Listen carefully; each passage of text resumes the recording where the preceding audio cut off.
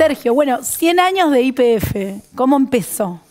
Bueno, la precuela, podríamos decir. Claro. 1865, por primera vez, a un jujeño se le ocurrió que podría servir el petróleo para iluminar el espacio público.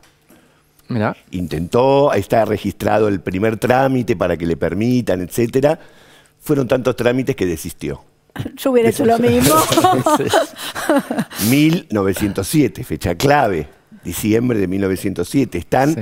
perforando en Comodoro Rivadavia, Ya buscando. ya buscando. Lo que pasa es que ahí hay distintas versiones, porque algunos dicen se descubrió de casualidad buscando otra cosa. Ah. Sin embargo, hay una carta de Francisco Moreno, el famoso perito, después todo el mundo lo conoció por el claro, perito, claro. Mirá. en el que le dice, miren, lo único que les digo es que si perforan ahí, agua no van a encontrar, pero capaz que encuentran algo más valioso. Wow. Epa. ¿Pero se refirió al petróleo? O... Se Tenía refirió al buen petróleo. ojo. Ah, tenía- Pero viste como Un perito. el debate quedó ahí. Sí, El sí, tema es que llegaron a 525 metros de profundidad en Comodoro Rivadavia, no es fácil. Sí. Y de repente sale un líquido viscoso y el Epa. telegrama que mandan a Buenos Aires es: encontramos querosén. No Mirá. te puedo creer, mirá. Mandan a detener la obra, el señor Krause manda a detener la obra, empiezan a verificar a ver qué era, y lo que dicen es: acaban de encontrar petróleo. Entonces esa es la fecha clave del descubrimiento del petróleo en la Argentina, 1907. 1907. Bien. Sin embargo, ahí empezó un debate, ahí nomás empezó un debate. Sí. ¿A quién pertenece Claro. el petróleo y todo lo que está en el subsuelo de la patria? Claro. Y segundo, ¿quién va a hacer este trabajo? Claro. Ya había compañías inglesas muy interesadas en hacerlo, y esto se salda de una manera bastante particular porque se declara que todo lo que está en el subsuelo es del Estado Nacional. Se crea una subsecretaría para que se empiece a ocupar no solamente de quién es, sino cómo lo vamos a explotar, y rápidamente llega la Standard Oil y empieza ahí una especie de puja. La Standard Oil es una empresa norteamericana que se encarga de exploración, distribución, La gran petrolera fabricación. del La gran mundo en petrolera ese del mundo. momento. Hasta los días de hoy. Hasta los días de hoy, Bien. y aparte muchas veces presente en la historia argentina. Pero en medio de esa puja, lo que ocurre es que el gobierno de Hipólito Yrigoyen, en los últimos meses ya de su primer gobierno, Sí. crea YPF, Yacimientos Petrolíferos Fiscales. No federales. No, pero federales puede ser. Podría ser. El Sí. tema es que no privados. Claro. ¿no? Sí. Y lo que ocurre a partir de ahí es que el próximo gobierno, que es el de Marcelo Tela del Alvear, pone al frente de YPF a Enrique Mosconi, que era un militar, pero cuando los militares todavía tenían algunos, ¿no? Sí. Cierta conciencia nacionalista. Y entonces todo el esfuerzo de Enrique Mosconi va a ser en que la empresa YPF monopolice el petróleo de la Argentina y se encargue de todo el proceso, de todo. Que Desde es la extracción, extraerlo, refinarlo, Distribuirlo, claro. Y explorar, que es una parte de la industria del petróleo que hasta el día de hoy es carísimo porque cuesta muchísimo hacer los pozos y a veces no hay nada. Es todo un bueno, poco por tanteo exactamente, en buena medida. Exactamente. Ahora, el tema ahí es que para algunos historiadores, eso también está en debate, Sí. el golpe de 1930 está relacionado con el petróleo. Otros dicen que a no, ver. pero el haber nacionalizado, es decir, haberle quitado la posibilidad del negocio del petróleo a empresas inglesas, también había una puja entre ingleses y norteamericanos. Finalmente se saldó, va a ser argentino, es absolutamente de vanguardia, porque en el momento que se toma esta decisión, solamente un país lo había hecho, ¿Cuál? la Unión Soviética. Ah, mirá. Es decir, estamos hablando de un país comunista que hace esto, y el segundo país que lo instrumenta Guau. es la Argentina. Mirá. O Y sea, es- en el resto de los países que ya se sacaba el petróleo debajo de la tierra, pero eran siempre empresas privadas, no existía esta... O no había monopolio, por O lo no- menos. No había monopolio, el grueso del negocio se lo quedaban otros. Ajá. 10 años después recién lo hace México, Mira, y recién en la década del 60 se juntan varios países petroleros, fundan la OPEP, claro. Claro. y dicen, me parece que nos conviene que el negocio lo hagamos nosotros, y que el que explote se lleve una comisión. Pero eso la Argentina lo había hecho de movida. En 1936, otra fecha clave. La OPEP es la Organización de Países... Productores de petróleo, productores de petróleo. Claro, lo que pasa es que las siglas en inglés, pero el tema es que los países petroleros deciden hacer como una especie de lobby y fijar Claro. todos juntos el precio del petróleo. Esa es la crisis del 73, mucho Claro. más adelante. Eso termina ¿no? en la crisis del 73, pero Claro. ya en los 60 deciden Ah, bien. y ponen mucho más valor al petróleo, que Claro. a mitad del siglo XX el petróleo movía el mundo. Claro. Ya a mitad del siglo XX, claro. Pero al principio de todo, cuando empieza YPF, en ese momento, ¿se usaba mucho petróleo acá? ¿No se usaba? ¿Éramos autosuficientes ya con el tema petróleo? Lo ¿no? que más se usaba era carbón. Se usaba carbón. Y ya empezaba a ser complicado porque el carbón argentino no era igual que el inglés, rendía menos, traerlo era costosísimo, había muchas contras. Y el petróleo era presentado como el futuro. Claro. El futuro. Hoy en día sería el pasado. Claro, pero, total. Pero en ese momento era no Sí, solo combustible para la industria, también para la fabricación de plásticos. Claro, pero sobre todo para algo que estaba empezando a crecer y crecía a una velocidad impresionante, que es el automóvil. Claro. El automóvil, y ustedes fíjense este detalle, ya en 1936 el Automóvil Club Argentino hace un acuerdo con YPF Mirá. para poner las estaciones de servicio a lo largo de todo el país, y el mismo Automóvil Club es el que empieza a garantizar que se hagan los caminos, Mirá. que se hagan las rutas, que se desarrolle el tema del automóvil. Esto ya venía pasando en Estados Unidos. Y por lo tanto las primeras estaciones de servicio de YPF, todavía hay muchas, Sí. están de la mano Del Automóvil Club. Es verdad. Recién en 1945, en el barrio de Chacarita de la ciudad de Buenos Aires, hay por primera vez una estación de servicio de YPF no ligada al Automóvil Club, y un plan que luego va creciendo, que dice, bueno, por lo menos tiene que haber una estación de servicio cada 150 kilómetros. Y en el 45, fecha que viste como que aparece una YPF fuera de acá, ahí que, porque bueno, ahí también está todo el tema del peronismo que empieza... Incipiente. En el 45 no se olviden que el 17 de octubre del 45... Claro. Esto ya no tiene que ver con el peronismo, sí tiene que ver con ese gobierno previo al peronismo, que tenía ideas similares.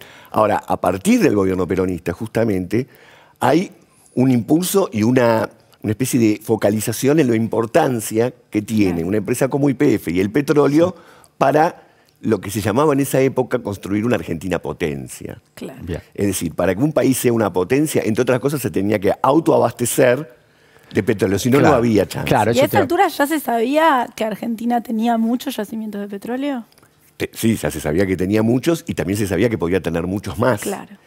Y al mismo tiempo, esta importancia que se le da al petróleo hace que en la reforma constitucional de 1949 se incluya el tema de que el petróleo ya no es simplemente una decisión, es constitucional. Habría que modificar la Constitución para que YPF deje de ser una empresa estatal nacional. Bien. No me quiero adelantar porque faltan muchos años, pero después, ¿qué pasó en los 90 que se privatizó? Y te estás adelantando. Bueno. Ahora vamos a Sí, llegar. sí, claro. Pero no te preocupes porque No ya me quiero llegamos. adelantar, pero me adelanto. Pero, claro. Bueno, me aguanto. Pero, espera, ¿y durante el gobierno de Perón volvió a ser monopolio YPF o se aceptaba también competencia? No, monopolio de venta de nafta fue nunca. Lo que es la explotación del petróleo, de todo lo que se extraiga del suelo argentino, ahí sí, bien. Fue petróleo. Pero, ¿qué pasó?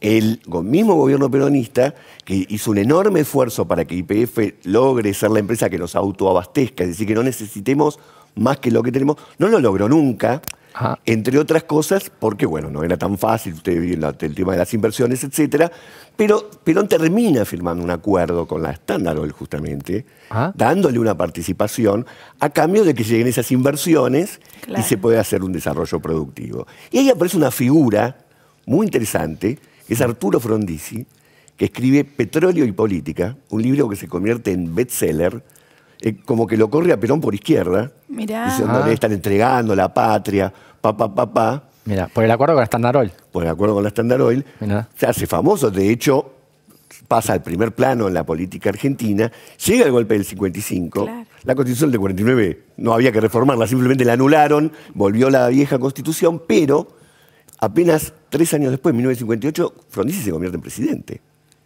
Claro. ¿Y qué hizo? Todo lo contrario de lo que escribió en el libro, Petróleo y Política. Hizo acuerdos con las empresas extranjeras petroleras, etcétera, pero planteó algo que movilizó mucho a la opinión pública de aquella época, que se llamó la batalla del petróleo. La batalla del petróleo. La batalla del petróleo consistía en tratar de lograr el autoabastecimiento. Bueno, claro, quizás se necesitaban inversiones para poder llegar a ese punto de ser autosuficiente. Claro, uno podría decir, ¿se necesitaban las inversiones extranjeras? ¿O la podría haber hecho el mismo Estado Nacional? ¿Qué recursos podría haber conseguido? No importa, no estamos para resolver el pasado, pero sí para dejar planteado este tipo de debates que existían y fuertemente.